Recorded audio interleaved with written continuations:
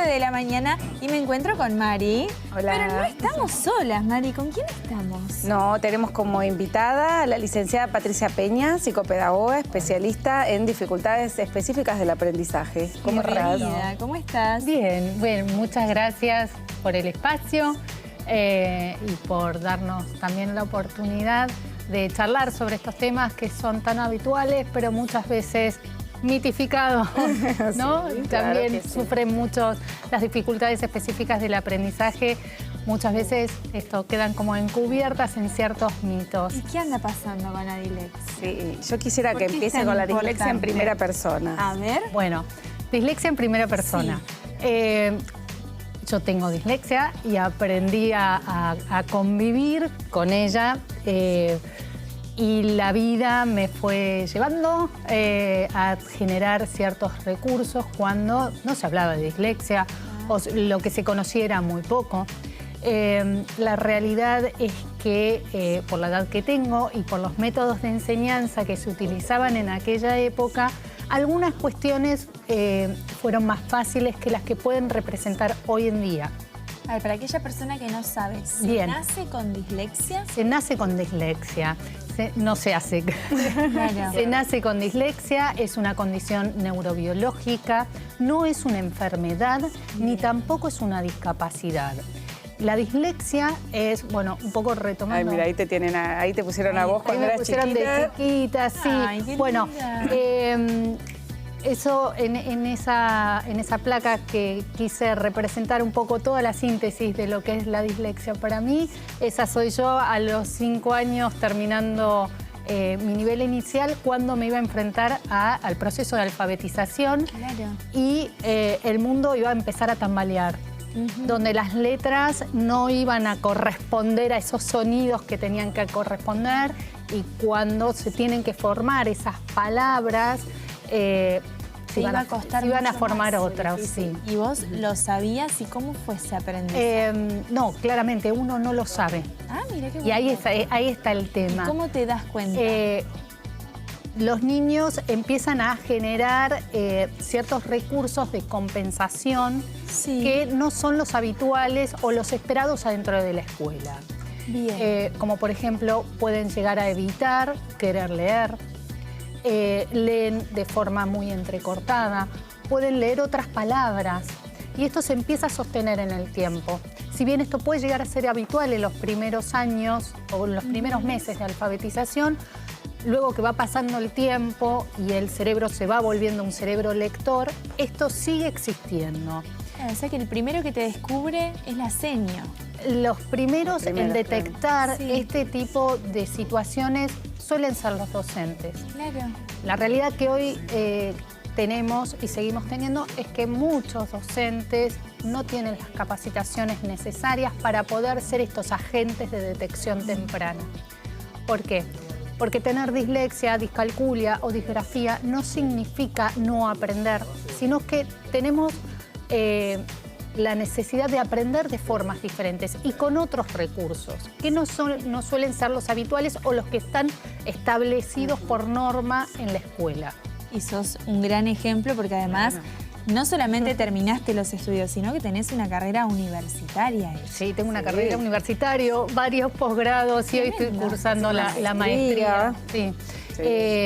Sí, por eso, o sea, llevarle a la gente que la dislexia, la discalculia, las disgrafías no es motivo de no aprender, no es una barrera, no es una imposibilidad a desarrollarte en el campo que te quieras desarrollar. O sea, y bueno, hoy actualmente me dedico a eso, o sea, a acompañar a las familias, a docentes, a equipos directivos y a otros profesionales a capacitarse en este área, que es tan importante, sobre todo en los primeros años de la escuela primaria, donde la lectura va a ser el objetivo de aprendizaje, para luego que sea un medio, Claro. ¿no?, para aprender. Tenemos algunas placas para que ellas A puedan ver, explicar un sí. poquito más qué es la dislexia, cómo se diagnostica, cuáles son Bueno, primero, ¿cómo se llama formalmente? Que Bien. ya lo dijiste. Sí. Las dificultades específicas del aprendizaje son varias. Hoy acá les traje 3 que son con las que mayor frecuencia se ven dentro del cole, que es la dislexia, la discalculia y la disgrafía. La dislexia está enfocada más a las dificultades del aprendizaje en la lectura y la escritura, la discalculia en las habilidades matemáticas, aritmética, las nociones del cálculo.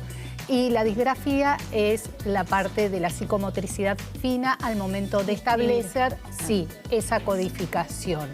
Mira qué interesante. O sea que si tenemos un niño con dislexia, Sí. ¿cómo lo tratamos en el aula si somos, por ejemplo, docentes? Bien, si somos docentes y estamos haciendo el proceso de alfabetización, cuando empiezan a haber signos que no pueden establecer lo que se llama la correspondencia grafema-fonema, que es aquel sonido que le responde a un signo gráfico y le cuesta combinarlos y pese a varias alternativas, bueno, ahí ya empezar a prestar atención. Algo está pasando. Algo está pasando, ¿no? Pero no es darles otro tipo de actividad o por ahí, como hemos charlado ya en otras oportunidades, separarlo del aula. No, él No, es uno más. Él es uno más adentro del aula. De hecho, marcar esas diferencias pueden afectar la autoestima de este imagino niño o que sí. niña,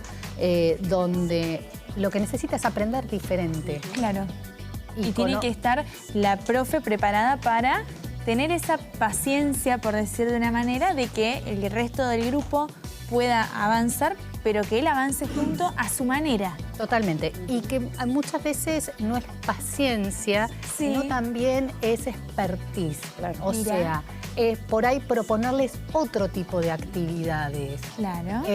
Donde interviene más lo verbal, lo auditivo. Por eso es tan importante estar alertas a estos signos para poder hacer derivaciones oportunas con el fin de poder establecer diagnósticos tempranos. Claro. Establecer un diagnóstico temprano no significa etiquetar, porque hoy está como esto, ¿no? Que hacer un diagnóstico es etiquetar a un niño. Sí. Y no.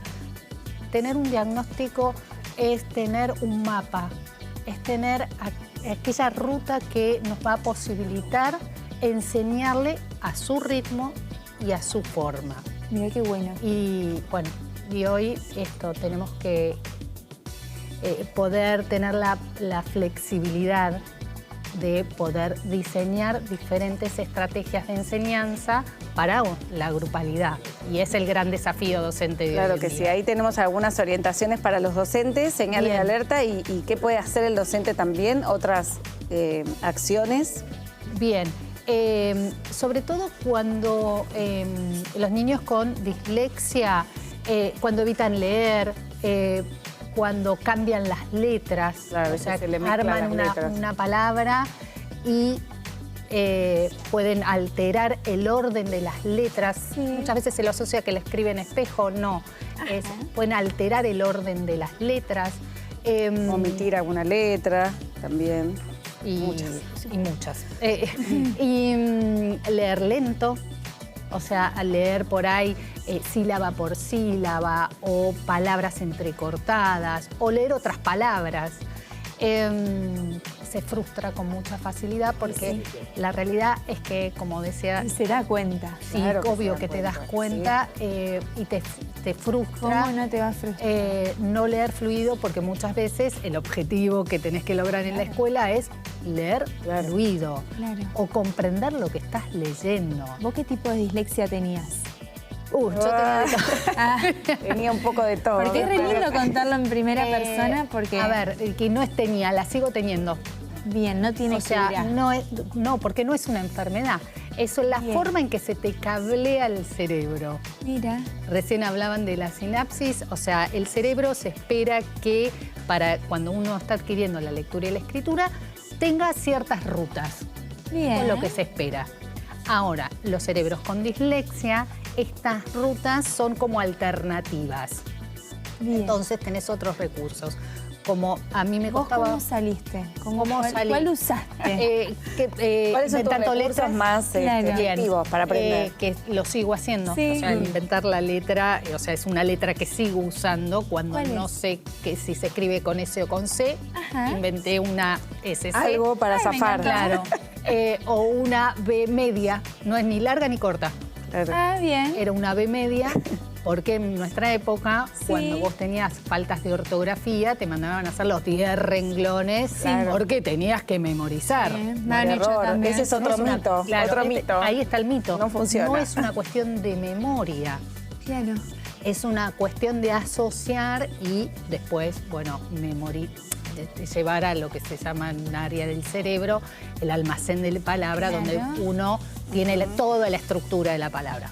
Bueno, pero cuando, no sé, estructuraste la palabra de vez de genética, genérica, Ajá.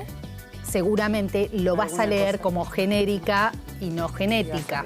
Claro. Claro. Entonces altera el sentido de la oración que estás leyendo. Entonces no estás comprendiendo correctamente lo que dice esa oración. Wow. Bien. Bueno, para cerrar Sí, tenemos María, una a frase ver. que está muy, A ver la muy frase. interesante que dice que ningún niño tenga que inventar una letra para esconder su miedo. Justo Claro. lo que vos decías. Y podés contarnos qué son estas tres, bueno, también Bien. sugerencias para los profesores y para las madres y padres de familia. Para mí estos tres ejes son los tres ejes fundamentales para acompañar las trayectorias educativas de los niños con dificultades específicas en el aprendizaje, que es la formación docente para poder detectarla tempranamente a modo de prevención. El diseño universal del aprendizaje, que es esto, ¿no? Que tenga el docente la flexibilidad de poder diseñar sus estrategias de acuerdo a las formas de aprender de sus alumnos y no seguir sosteniendo que todos aprendemos de la misma forma. Y el trabajo en red, familia, escuela y profesionales es fundamental. Estar todos alineados, acompañando esa trayectoria para esto, para que ningún niño tenga que sentir que está siendo incorrecto al momento de aprender o de generar recursos. Muchas gracias, No, a Patricia. ustedes por la Nos oportunidad. encantó tener. Si alguien la quiere consultar o hacer un diagnóstico, ¿a dónde te pueden encontrar? Me pueden encontrar en Psicope Patricia, en las redes y en Nedutec. Ahí Bien. también Otro lugar. Bien. me pueden Gracias. encontrar. Y así pasó Patricia Peña Rodríguez junto a nosotros, junto a Mari también, que se va a quedar, ¿no? Sí, un ratito. Muy bien.